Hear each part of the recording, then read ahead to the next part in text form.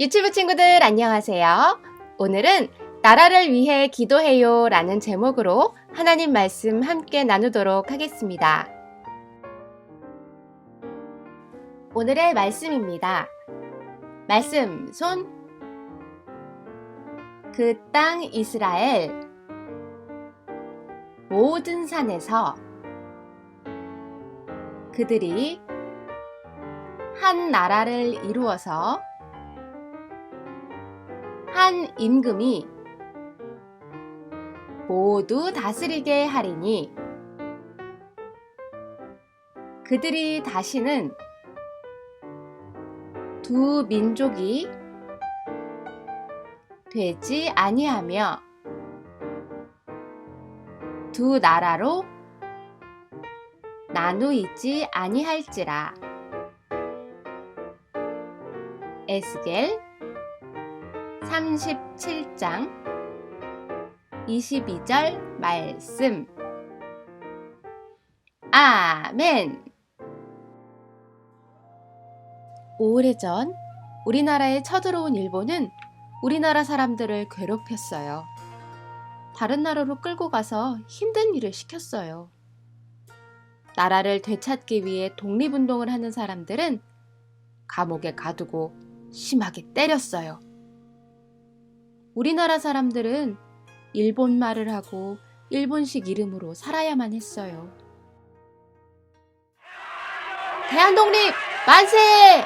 대한독립 만세! 1945년 8월 15일 드디어 일본이 물러나게 되었어요. 많은 사람들이 태극기를 들고 거리로 뛰쳐나왔어요. 큰 소리로 대한독립 만세!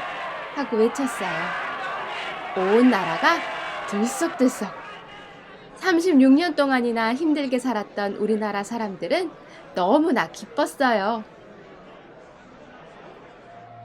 하지만 기쁨도 잠시. 힘이 센 나라들이 모였어요.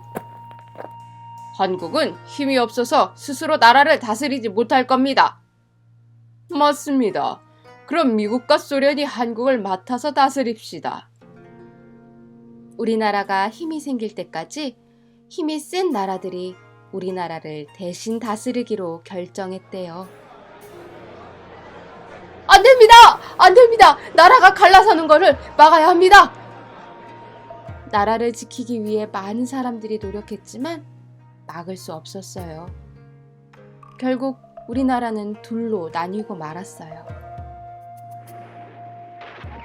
그리고 1950년 6월 25일 전쟁이 일어났어요. 많은 사람들이 죽고 다쳤어요. 많은 사람들이 가족과 헤어졌어요. 집과 건물이 다 부서졌어요. 전쟁은 3년 동안이나 계속되었어요. 시간이 지나 전쟁은 멈췄지만 남쪽과 북쪽은 각각 다른 나라로 살아가게 되었어요. 남쪽 사람들은 북쪽으로 갈 수 없고 북쪽 사람들은 남쪽으로 갈 수가 없었어요. 서로 만나고 싶어도 만날 수 없었어요. 가족들이 보고 싶어도 만날 수 없었어요. 북한에서는 교회를 세우거나 함께 하나님을 예배할 수 없었어요. 할렐루야! 목소리 높여 하나님을 찬양할 수도 없었어요. 하나님의 사랑을 전할 수 없었어요. 오늘 말씀 속에 우리나라처럼 둘로 나뉜 나라가 나와요. 하나였던 이스라엘은 남쪽 유다 왕국과 북쪽 이스라엘 왕국으로 나뉘었어요. 그리고 시간이 지나 남쪽 유다 사람들과 북쪽 이스라엘 사람들은 각각 다른 나라로 끌려가서 힘들게 살아가게 되었어요. 그러던 어느 날 하나님께서 에스겔 선지자에게 말씀하셨어요.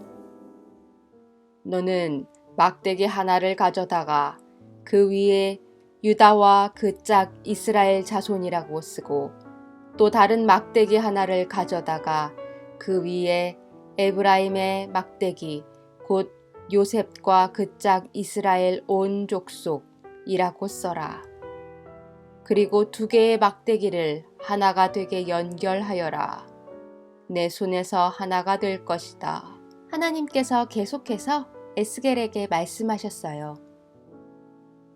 내가 이스라엘을 한 나라로 만들고 한 왕이 다스리게 할 것이다.